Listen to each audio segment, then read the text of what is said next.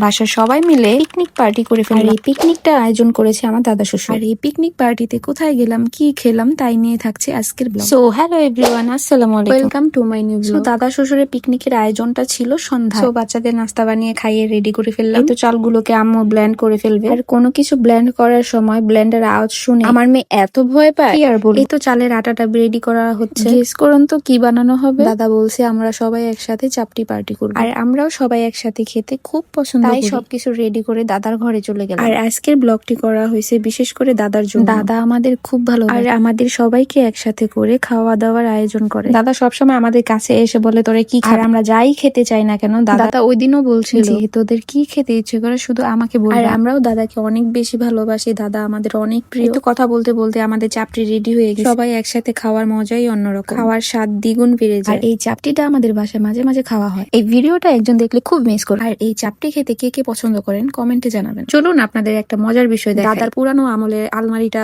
ভেঙে যায়, তাই উনি সিমেন্ট দিয়ে জোড়া লাগাই। ভাবা যায় কি পরিমাণে ট্যালেন্ট দাদা। সো এটা নিয়ে অনেক হাসাহাসি করলাম সবাই। পাশের বিল্ডিং এর এক দাদি আমাদের তাদের গাছের আম জাম পাঠায়, খুবই মজার, অনেক ফ্রেশ ছিল আমগুলো। দেখুন দাদি প্রতি বছরই আমাদের জন্য আম জাম পাঠায়। এতটুকুই থাকছে আজকের ব্লগ। সো সবাই ভালো থাকবেন, সুস্থ থাকবেন, আল্লাহ হাফেজ।